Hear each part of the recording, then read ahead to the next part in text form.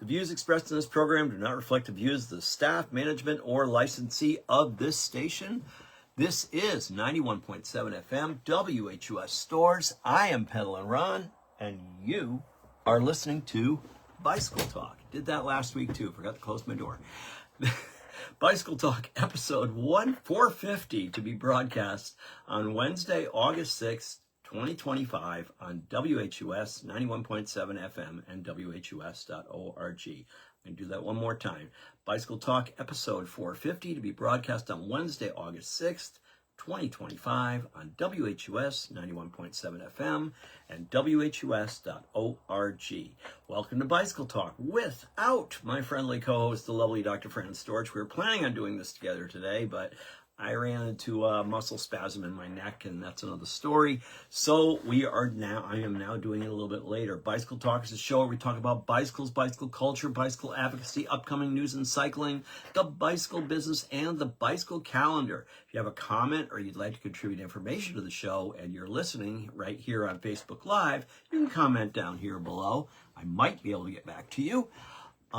You could also send me an email at bicycletalk1@gmail.com. You can listen to past episodes of Bicycle Talk on WHUS.org, iTunes, Spotify, and now on my Bicycle Talk YouTube channel. I'm having a hard time getting my words out today. Another bump of the road, episode 4. Well, the pain is still here, but the management is improving and I'm getting better. Much better at this. Much better than last week. Yeah, so that's a good thing. As you can see, I am collarless. We'll talk about that in a bit. We'll get back to that.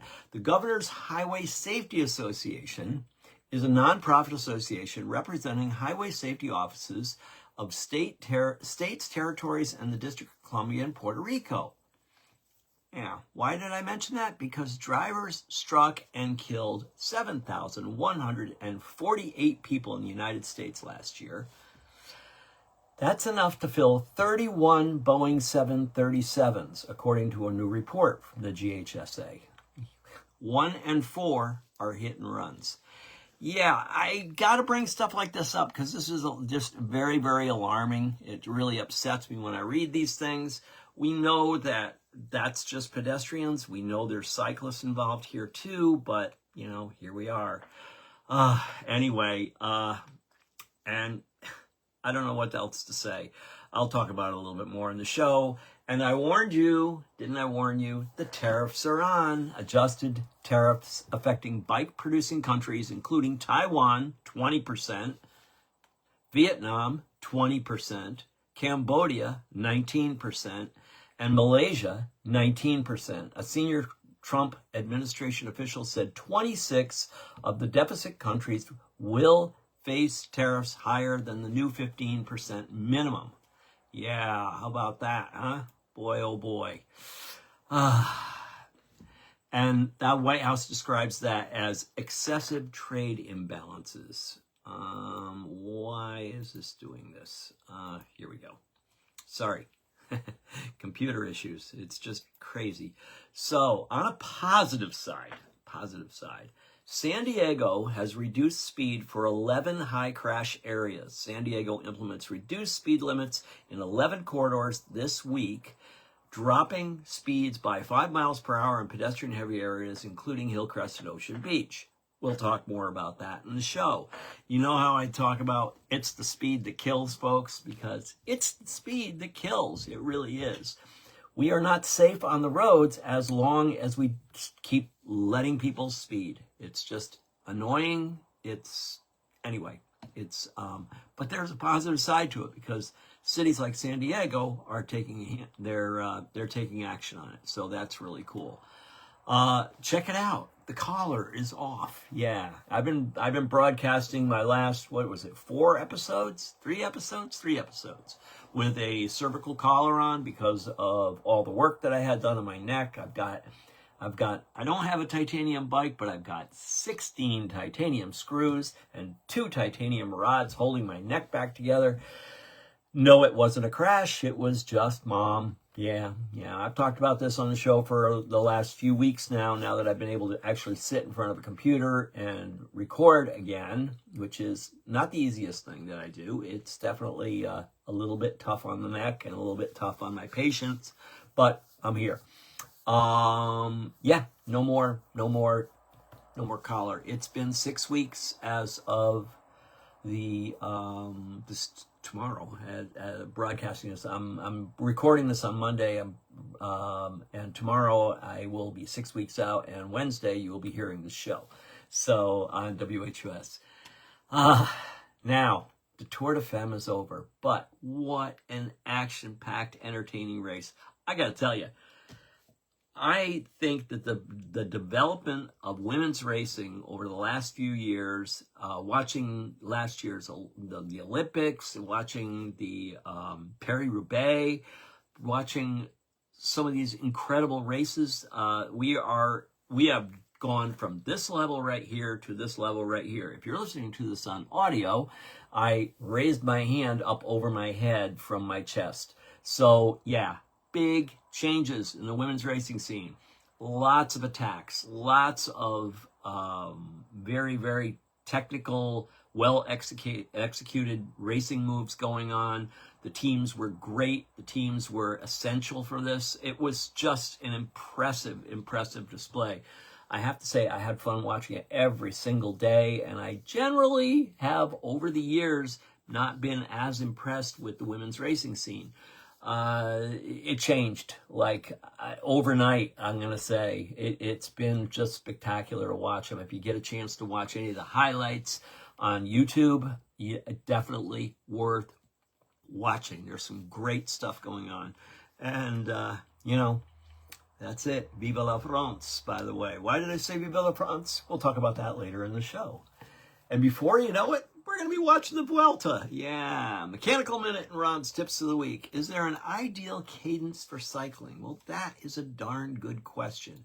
I'm a big cadence fan, and cadence, of course, is how fast your pedals are going around, typically measured in revolutions per minute, RPM.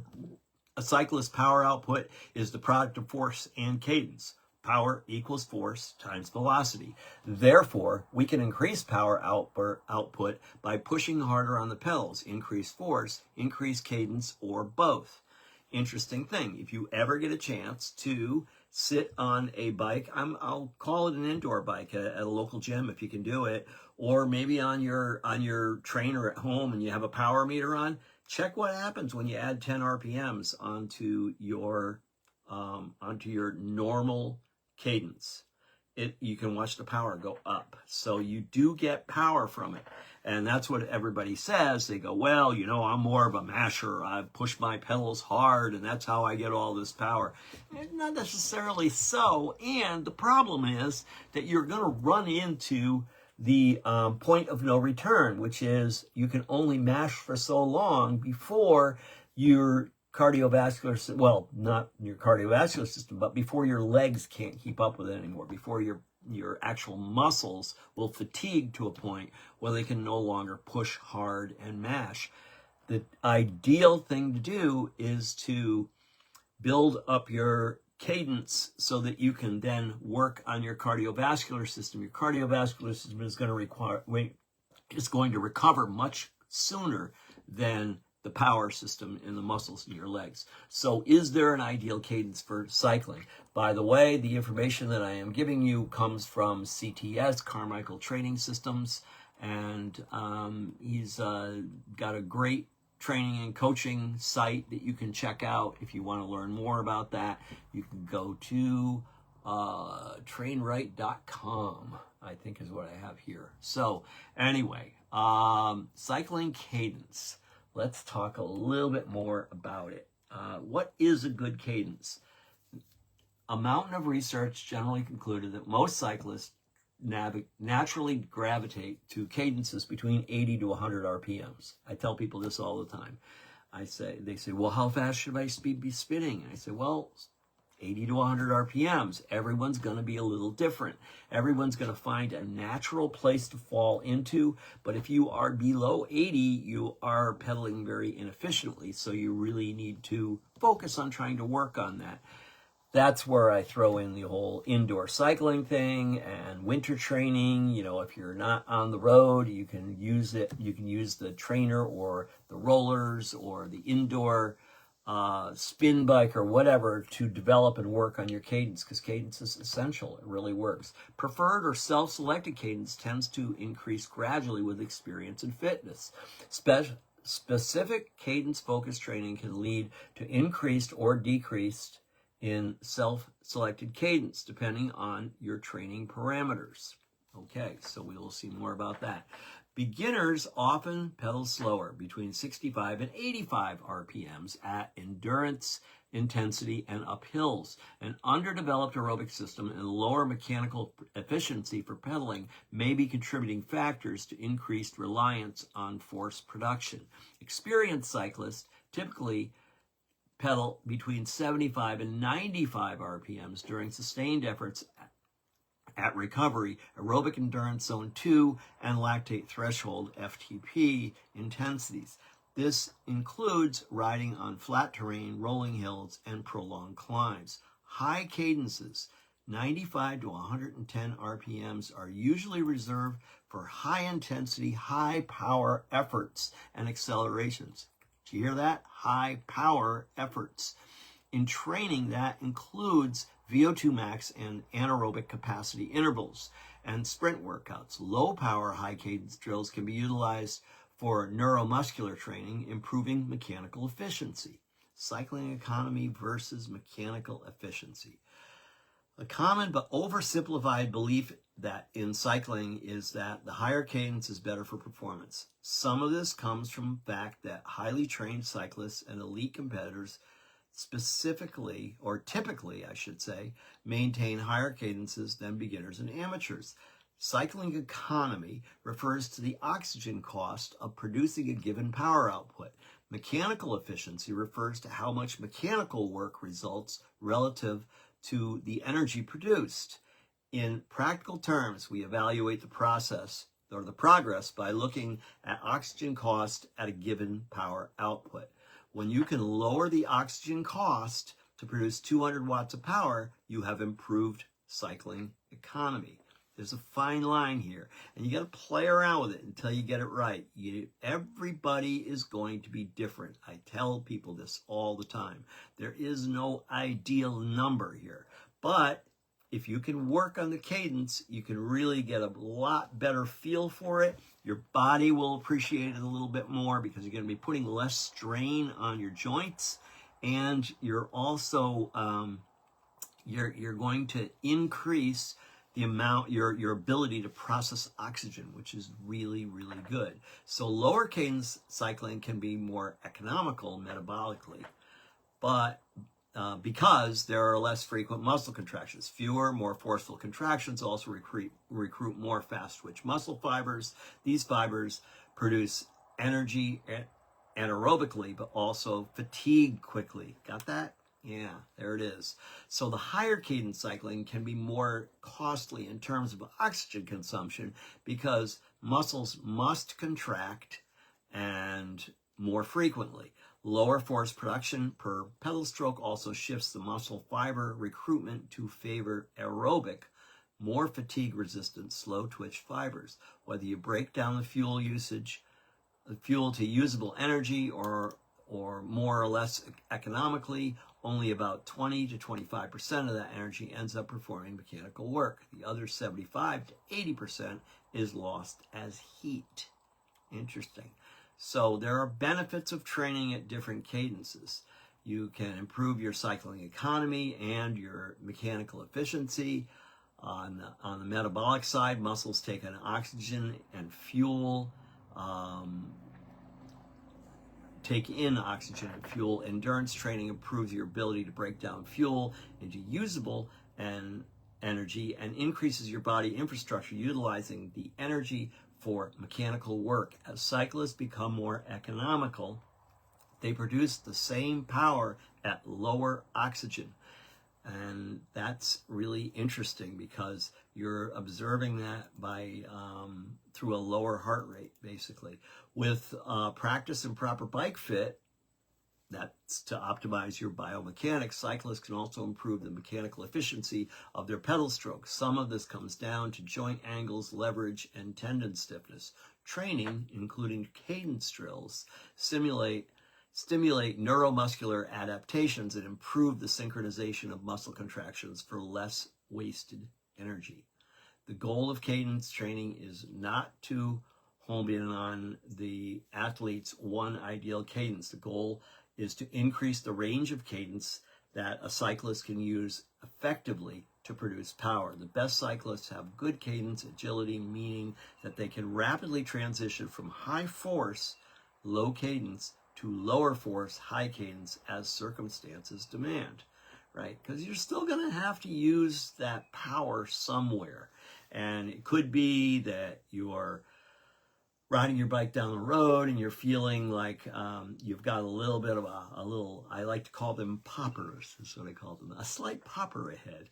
So that might be maybe an 8 to 10% climb that's very short. You can see the top of it, but you need to jam on it to get over. And so you might need to use possibly a little lower cadence to do that and then power through. Or people that are experienced will just keep the cadence high, shift with it, and stay at that higher cadence and power over that way. There's a number of ways you can do this. When you want to use high cadence in cycling, the times to leverage high cadence include sprints, attacks, accelerations, and prolonged high efforts like time trials and solo breakaways. So as I said, you got that little bump in the road you're trying to get over, you use your high cadence, you power through it, and over you go. Some people prefer to get out of the saddle and muscle over it. I have a combination of both when I ride. I've always been a higher cadence rider, so it effectively works better for me to use the cadence to get me over because I just don't have the muscular endurance and strength to be able to maintain a lower cadence with a lot of muscle. My legs will just run out of gas, basically.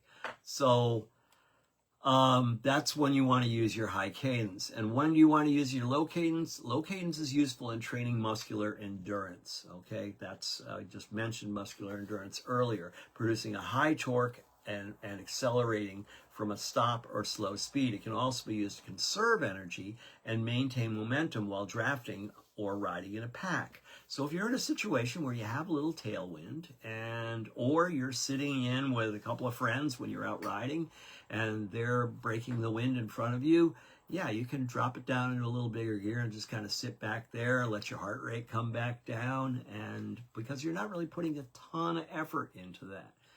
Cadence, it can be used for triathlon and different cycling disciplines. So high peak average cadence are more important for road and criterium racers, BMX competitors, and track racers. But it's not just the ability to turn the pedals over quickly. Overall, producing higher power, high cadence is the essential combination for winning performances. Not everybody wants to be a bike racer. Not only everybody has to be a bike racer. If you're listening to the show, you probably aren't a bike racer.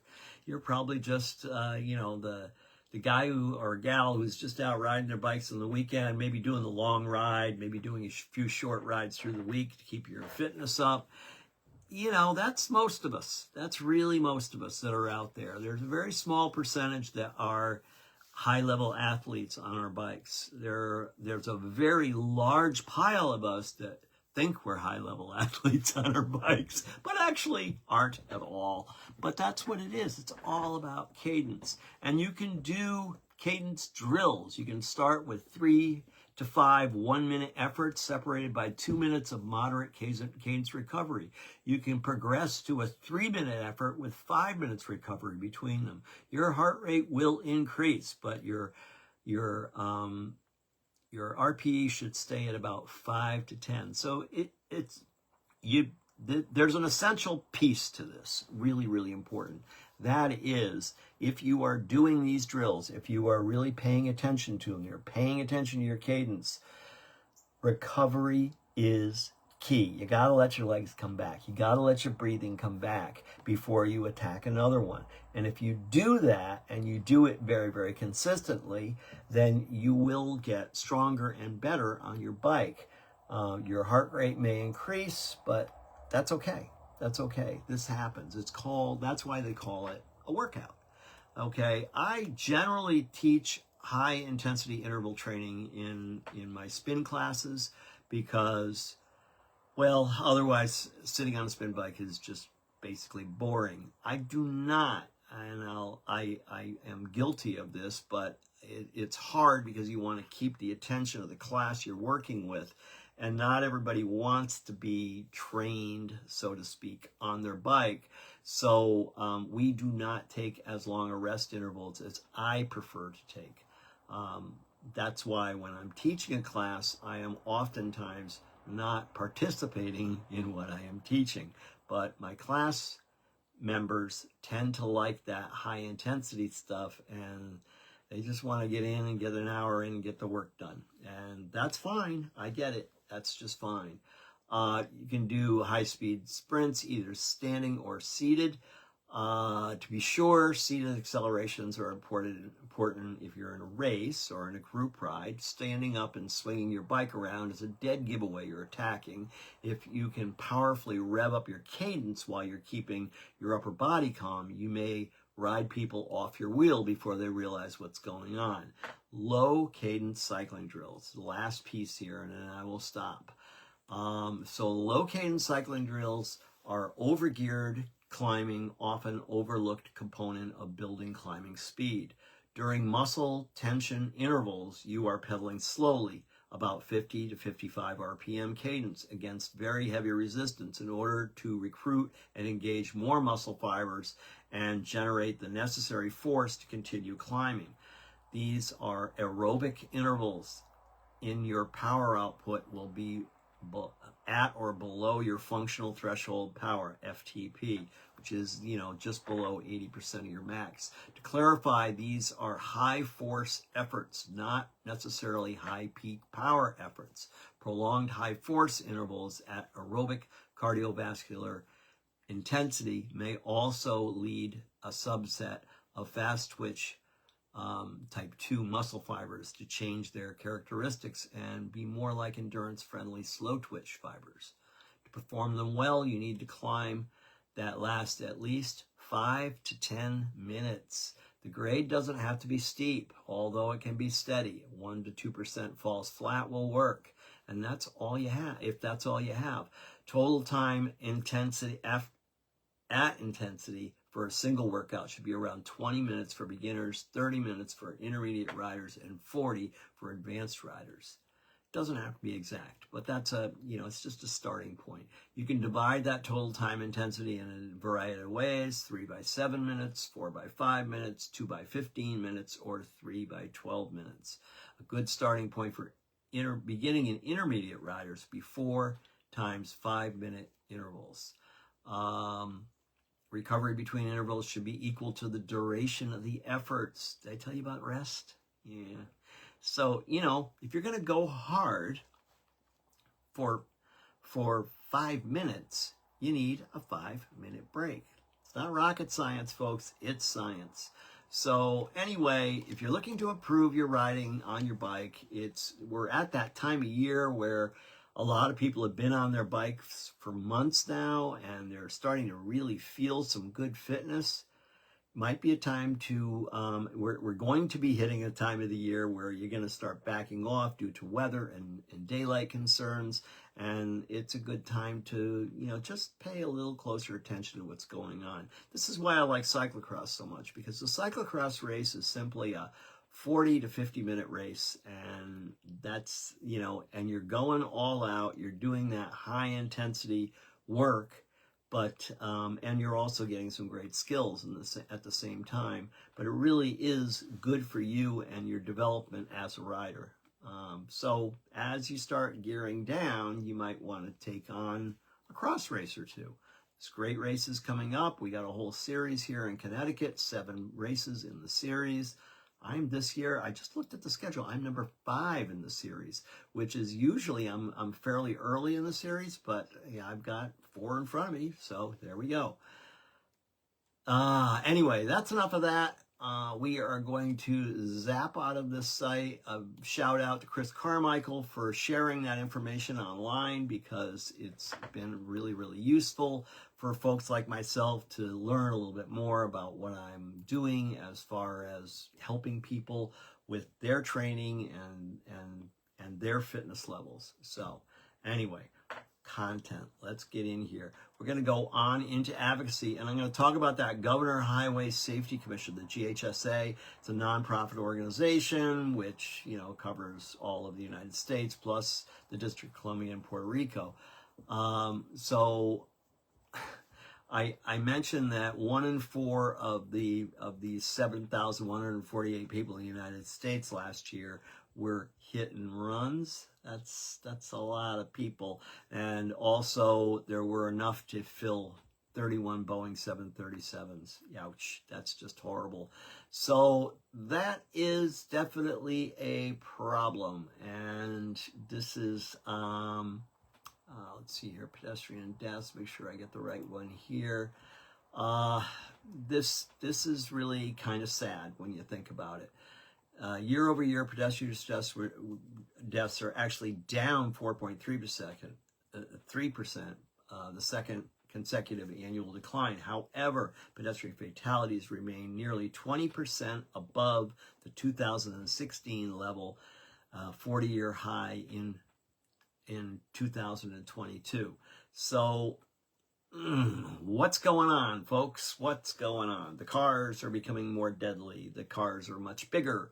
The cars are being guided by telephones.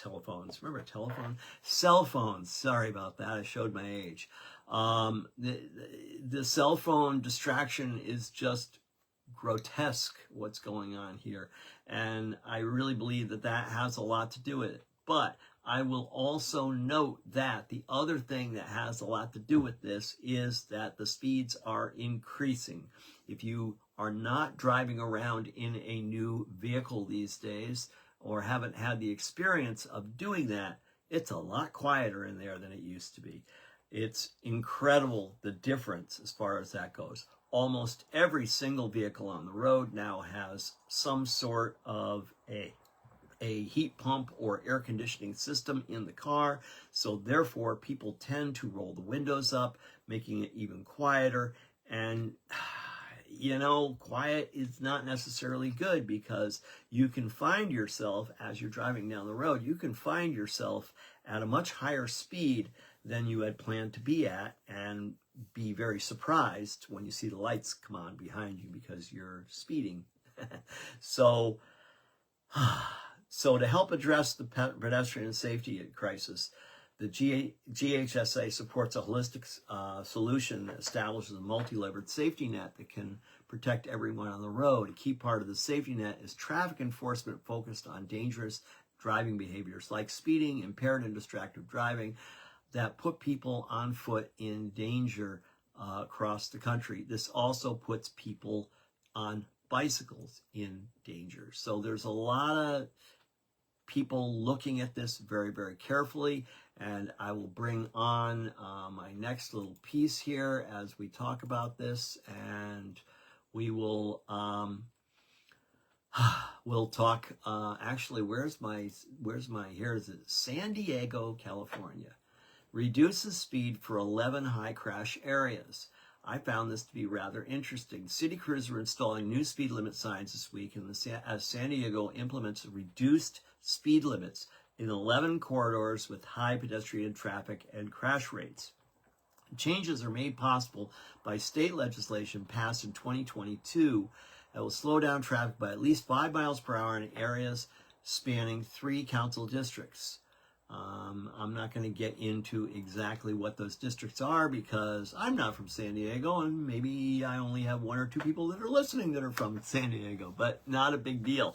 What the big deal is, it got passed in 2022. It is now, 2025, and it's just now being implemented. Now, What am I going to say about that? Get loud, show up to a town meeting, voice your concerns, complain about the fact that people are going super fast on your road if you need to. I'm about to put some signs up on a big old tree at the end of my driveway because I'm just sick of it. They just repaved my road. My road just went from bumpy back road to expressway freeway. The speed limit is 30 miles per hour. The average speed on the road, I can safely guess to be somewhere between 45 and 50 miles per hour because my road is used as a shortcut to get from one large state road to another large state road. So we see a lot of that kind of activity. Yeah, Roger, you're right. No rack. I lost my jewelry. Nice, huh? Isn't it great? So, anyway, thank you for listening, by the way. So, Assembly Bill 43, which took effect in 2022, gives cities more flexibility to lower speeds based on safety considerations rather than solely relying on how fast most drivers travel. Previous cities are required to raise speed limits if the majority of drivers exceeded existing limits, even in unsafe areas. That's a dumb idea. Anyway, we won't even get into that. After conducting traffic studies in 38 areas, the city identified corridors across San Diego that qualified at business activity districts safety corridors under the new law. And that's according to Maggie McCormick, Transportation Deputy Director. Studies have shown that severe injury and fatal crashes are less likely to occur at lower speeds. It's spelled D-U-H. Duh. Yeah. This is something, I mean, I talk about this almost every week, maybe to a point where it's a little nauseating, but we got to slow everyone down. That's why the new ideas that are being implemented with traffic safety and traffic design is to make roads a little more calm than they used to be, which means putting in center barriers that give the vision of the road being narrower than it really is, putting in traffic circles or roundabouts, which greatly reduces the speed of cars and also increases the volume of vehicles that can go through. It also drops down that vehicle to the level of the cyclist, which is what we want. We want you to understand that we are vehicles too. So anyway, lower speeds, they're absolutely critical. The speed reductions, they've got even a couple of them here. They drop from 30 miles per hour down to 25 miles per hour, and even some 25 mile per hour zones down to 20 miles per hour. You know what I've said, if I were king, every crosswalk would be 20 miles per hour because it's the right thing to do. You shouldn't be speeding through a crosswalk. Fran and I were up at the farmer's market on Saturday, up in Stores, and there are multiple crosswalks up there because it's right across from the university, it's right across from the high school, it's where the town hall is, and I stood there and what? I didn't stand there. I was driving to one of those crosswalks. I stopped for the crosswalk and I watched not one, not two, not three, but 4 cars from the other direction not stop when there were people standing in the crosswalk. We need an education program here, folks. That should be a $100 fine. Boom, that's it. That solves the problem very quickly. People are very attached to their finances, and getting hit with a $100 fine because you didn't stop for a pedestrian at a crosswalk sounds good to me. I like that idea. Anyway, what can I say? I can, if I were king, but I'm not. And we don't like kings. Kings are not a great idea. We're not real big about that.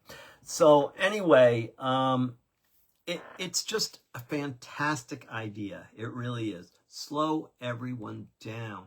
And when you see a crosswalk, it's an immediate red flag that you need to come down to a reasonable speed.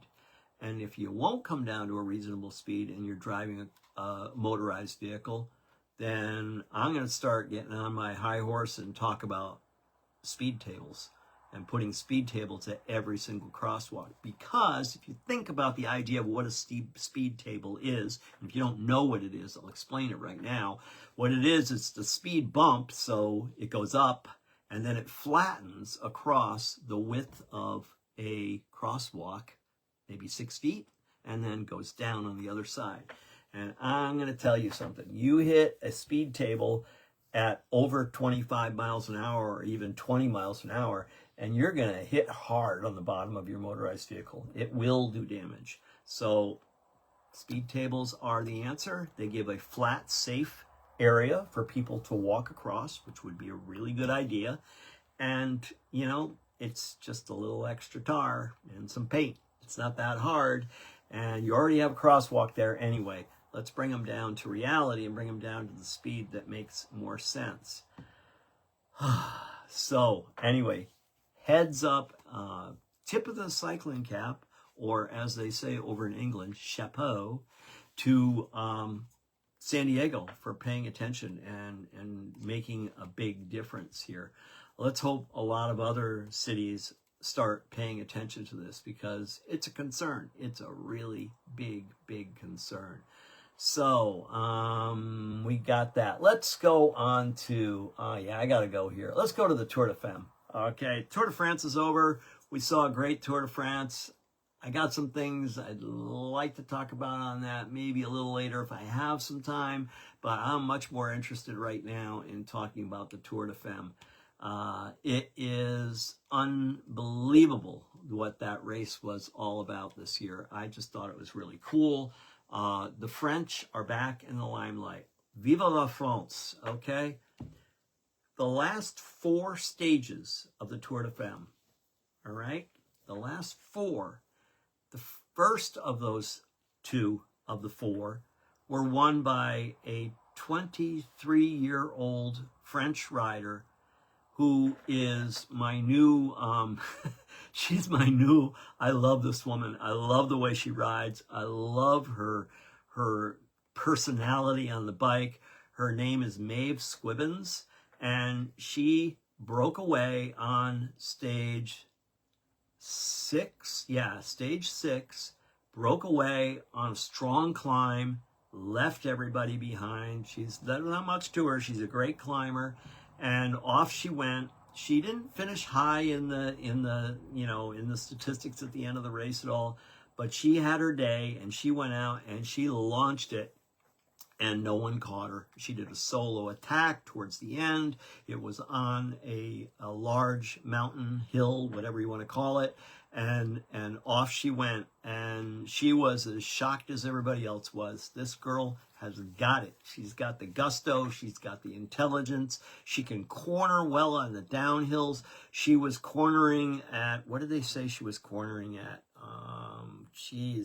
Something like 60 kilometers per hour, which is like 50 miles an hour. It's really fast. And she was cutting great lines. I just loved watching her. She was just a blast to watch.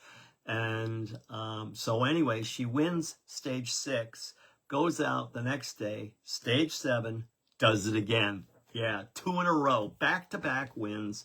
She's from France. The French were ecstatic. They had a French woman who was out there, and she was putting on a spectacular show, and the French are very into their cycling. And you know what? They haven't seen the French men are not performing as well as the women are right now. And right now, the Dutch women are like kicking butt in women's pro cycling, but the French women had their day. Stage 6, stage 7, now comes stage 8. Okay, let's go to stage 8 and talk about that a little bit. So this is just so much fun. It was just a blast to watch. Let's get my screen up here. Now comes Pauline Ferrand-Prévot. Okay, another French woman. Not just any French woman. Okay, she comes from a cycling background. Her uncle, I believe, was a mountain bike racer, pro mountain bike racer. She got into mountain biking. She won the, I think she won the Olympic. Let's make sure I get this right here. I got my stats right here. has been an elite national, world, and Olympic champion across various disciplines in which she competes. She was the youngest competitor in the women's road race in the 2012 Summer Olympics, in which she finished 8th. 12 years later, at the 2024 Summer Olympics, she won the gold medal in cross-country mountain biking event, and the following year, she won, yes, stage 8 in the Tour de France, and the Tour de France Femmes. She launched hard on a climb, and just people couldn't stay with her. She rides for the Visma team. They worked really well with her and kept her out there, and off she went, and she ended up winning stage 8. Now she's coming into stage 9, and everybody's pretty upset because, she's got a pretty sizable lead. So there were a lot of attacks, and I mean miserably hard attacks. And all of a sudden, the Visma team found themselves quite a ways behind, chasing down the peloton. It was 2 pelotons, basically, and a breakaway up the road. And the back peloton had all the Visma riders in it. And that's not good news, although it is good news if you've got all your teammates there to get up in the front and really pull and take the pace on. And eventually they caught on. She gets to the point where they're getting near the end of the race, and she she launches another attack on the hills, and off she goes. And my God, what a great thing she did. She launched this attack. She put an amazing amount of distance on her competitors, and France was on fire, because this is the first time that a French person has crossed the line in the Tour de France since Bernard Hinault. Now there was a woman that was maybe 2 years later. I think there was a French woman who might have been. I'm looking to see if it's on this, but I don't see it on here. Jeannie Longo, and she became the world race champion in Spain many years ago. But that was 19 years ago. 19 years ago. So all of a sudden the French are, they're out there, they're doing their thing. They race fairly well in cross. They race really well in mountain biking. Oh, did I mention that Ferrand-Prévot also won the women's Paris-Roubaix this year? This woman's on fire, and she is so much fun to watch. She's another one of those heavy, puts her head into it competitors, all emotions at the end, just incredible. So anyway, this year's Tour de France was a whole bunch of fun. The Femme was a whole bunch of fun to watch. It was just a great time. It was the 4th year now that they've had the Tour de France Femme avec Zwift, and it's been, it was just a really wonderful race to watch. Yeah, here it is. French winner of the Tour de France, the first French win at the Tour de France since Bernard Hinault in the 1985 Tour de France and Jeannie Longo in the 1989 Tour de France Féminine. Now that came and went, and now it's come back, and now they've got a definite strong following. It looks like good finances behind it now too. In the race's other classifications, Lorena Wiebes, who she won the green jersey and the points classification. Elisa Chabe took the polka dot jersey as the winner of the Queen of the Mountains, and Nike Vinke of team, I'm not going to pronounce the name of the team, took the white jersey as the best of the winner of the young riders. She is 21 years old. It was just a fun thing. And Maeve Squibans, I talked about Maeve Squibans earlier, took the combative award because of her wins on stage 6 and 7. It was just a fun race to watch. So if you didn't get a chance to watch it, I'm going to tell you that you can go to YouTube and you will find episodes of short clips, maybe wrap-ups that you will find on there, and you'll be able to see some of the highlights in those wrap-ups. Definitely worth watching, no question about that. So again, I just Maeve Squibans was just stunning. She was absolutely stunning. And she's just a blast to watch. I am very, very impressed with her. And I think we're going to see a lot more coming out of France real soon. I really do. So hang in there, folks. We got a lot more to talk about here today also. And where are we at here? Okay, we still got another 15 minutes to go here. So we're going to chit-chat about a few other things.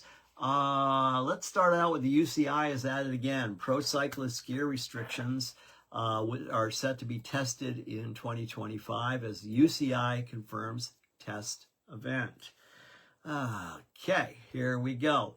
So the UCI is very concerned about the number of crashes, and the conclusion, and if you don't watch bike racing as much as I do, you may not know much about this, but God, there's a lot of crashes. It seems like there's more crashes than there have ever been in the past.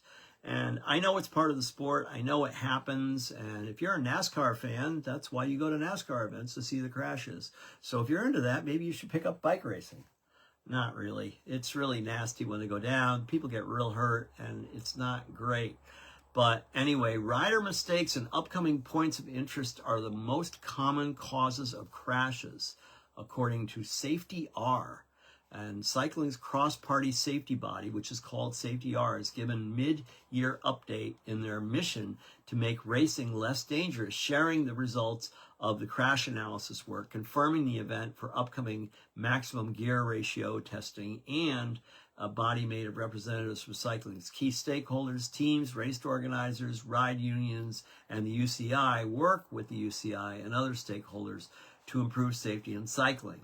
Their work informed much of the swath of new safety measures introduced by the UCI, including new equipment rules and introduction of maximum gear ratio tests.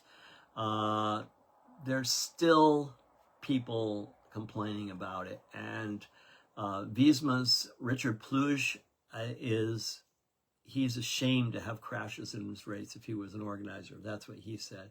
There's still a lot going on here, but the conclusion is riders' own mistakes were the most common cause of crashes, says the safety body, as UCI confirms rider tracking will be introduced at the 2025 Road World Championships. Let's see if it comes up with anything. I am going to mention a number of things here. The implementing these windy, nasty, twisty, turny finishes on a sprint stage is just really a bad idea.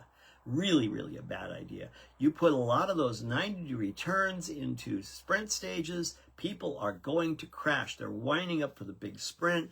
The peloton is breaking into these groups that are going to power the train through to get their sprinter to the front, and it just creates chaos when they put all the twists and turns in. My opinion for sure.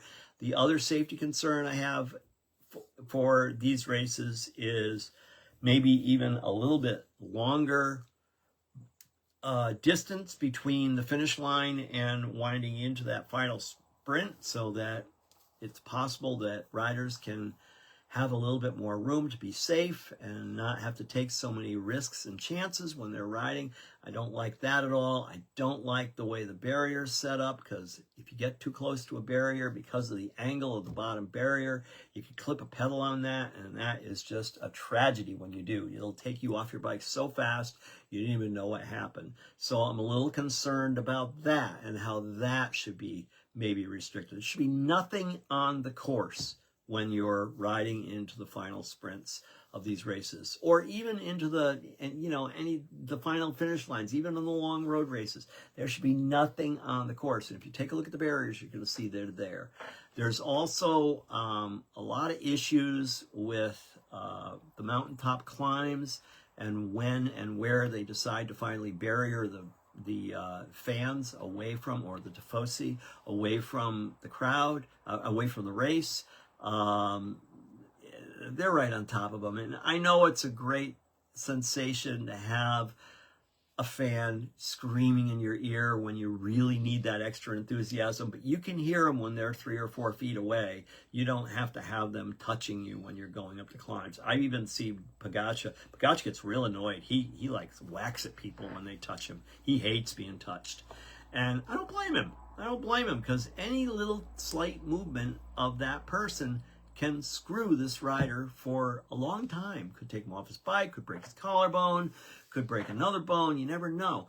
And then, of course, we saw the infamous, years ago, the infamous purse incident where a guy was standing on the side of the climb, and he had a purse on. That's, by the way, that's a European thing. Don't get weird on me, okay? It's a European thing. Guy's purse strap got caught around, I think it might have even been Lance Armstrong's hood on the handlebar, on the brake hood. And down he went down real hard. Now, fortunately, there's that gentleman's rule, and they waited for him to get back on his bike and catch back up.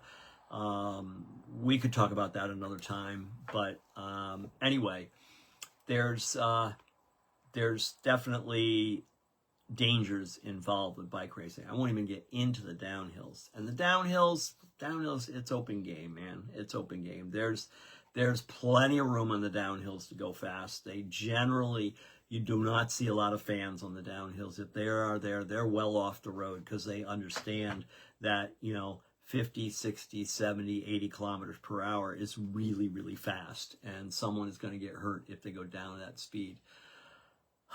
So anyway, I tend to side with the riders on this. I'm not a big fan of the way the safety is laid out by the UCI. And we'll see more after the Worlds, I guess, and see what they conclude.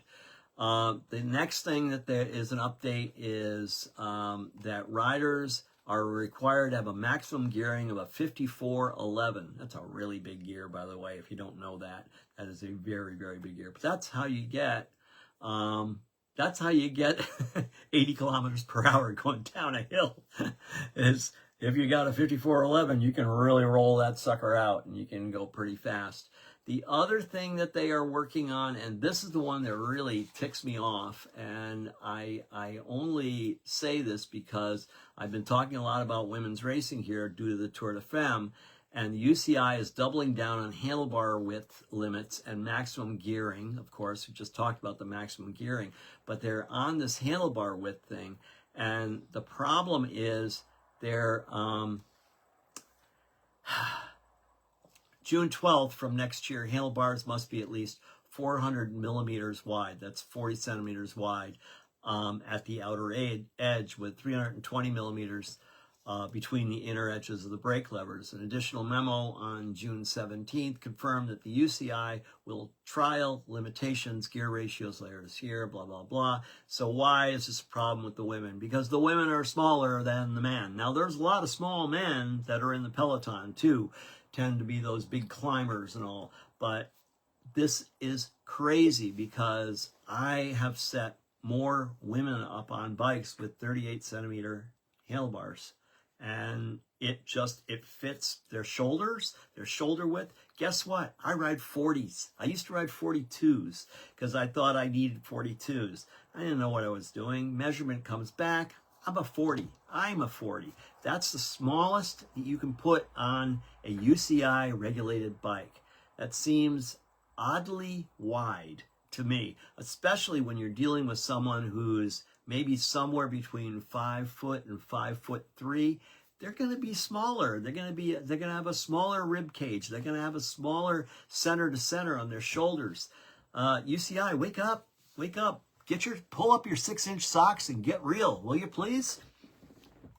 I said it. Yeah, it's sort of a rant, but you know what? That's what it is, and that's what we got right now. And we're going to move on real quickly because we are starting to get near the end of our show. And so I'm going to go down a few things here. Nope, we're going to pass over that because we already did that earlier. So, Eddy Merckx on Tadej Pogacar's dominance. You want to hear it? Here we go. Eddy Merckx, as the 2025 Tour de France slips into history books, few are better placed to reflect the than with Eddy Merckx. Speaking to De Telegraaf, the 80-year-old five-time winner of the Tour offered his take on the race with typical directness, saluting Tadej Pogacar's dominance, raising questions about the depth of his competition. That's interesting. So nobody showed up to compete with him. That's why. Not going to agree with that, but that's okay. And he said saving his highest praise for Mathieu van der Poel. Yeah, Mathieu van der Poel has got, he is a classic rider. He's really, really strong. Merckx's verdict on the 2025 edition was blunt. The real tension in this Tour de France was never there, he said. Pogacar was never, never, never in trouble. He repeated it for emphasis before turning to the man many still consider his biggest rival. Vingegaard wasn't a competitor over the 3 weeks. He could only do what he could to hold on. Pogacar's fourth yellow jersey puts him one behind Merckx, Anquetil, Hinault, and Indurain. When asked by De Telegraaf, the Slovenian could equal or even surpass the historic 5-win mark, Merckx was unequivocal. Absolutely. He doesn't see the achievement in the same light. He is very strong. There is no doubt about that. And we are talking about a different generation, Merckx explained. Pogacar has less competition than I had at my time. That's a bold statement. There was more. If there was more, it would be harder for him to win so much. So Eddy said a lot, but you know what? Eddy's got over 500 wins, and Tadej Pogacar now has a little over 100 wins. You tell me. Merckx owns 525 wins, 11 Grand Tours, 19 monuments. You can't compare to that. And Tadej has got a lot of wins. And Tadej is certainly a lot of fun to watch. But he's nowhere near Eddy Merckx. I rest my argument. I rest my case. I'm moving on. It is time to end the show. And here we go, going into events. I know it's not even August, but we got the Project Mayhem Cyclocross series coming up here in Connecticut. And before you know it, Rocky Hill Cyclocross Training Series will start. So that usually starts in late August and goes into September. Sunday, September 21st, 9th Annual Southbridge Credit Union Tour Apacum Bike Ride for Land Conservation. Wow. Yeah, lots of things going on. I'm going to go back to Project Mayhem because I am part of Project Mayhem. Big shout out to Richard Sachs, custom frame builder extraordinaire and bike racing supporter extraordinaire, who is the series main event sponsor. So that's a really cool thing. We're going to start out on September 6th, Belltown Throwdown in Portland, Connecticut. September 21st, Hidden Valley Cross, New Haven, Connecticut. September 27th, Off the Rails Cross, Portland, Connecticut. 10/7, Newtown Cross, Newtown, Connecticut. 10/11, Damned at the Dam, Mansfield Hollow, Connecticut, right here. That's our race. And the November 16th, Moran Cross in Wallingford, Connecticut. And November 30th, the Orchard Scorcher in Guilford, Connecticut. That's 7 races. That's it. Time to finish it up completely here. It's finishing points time. It's a Tour de Femme. Did you watch it? This is, it was great. It was great racing, great women's racing. I think that the racing that really caught my eye this year, watching this year's women's, or the last Olympics that was out there, really caught my eye because there were things going on that I didn't normally see in women's bike racing. I'm impressed. Keep doing it, ladies. Let's go, man. This is fun. I like this. I know that their attendance level is super high. They've got pretty good sponsorship going on there right now. It's still nowhere near what the men are doing, but that's the way women's sports work, and hopefully it will get a lot better as it has somewhat here in the United States. Okay, let's go there. Bicycling is freedom. Life is better for everyone when more people ride bikes. The League of American Bicyclists is making cycling easier and a safer option for more people, because when more people ride, people are happier, healthier, and our communities are safer and friendlier, and our planet is greener. Right? I'm saying it again. It won't be my last time. Get loud. Get active. Our time has come. Stop complaining about traffic, dangerous roads, and price of gas, lack of places to safely ride. Do your part. And hey, take the Pedal and Run Challenge. Consider parking your car or truck for a day and ride your bike instead. You just might surprise yourself. The views expressed in this program do not reflect the views of the staff, management, or licensee of this station. This is Pedal and Run. Remember, keep the rubber side down, the wind at your back. Get out and ride your bike. It really could save your life. Saved mine a few times now. This is 91.7 FM, WHUS Stores, and WHUS.org. Thanks for listening.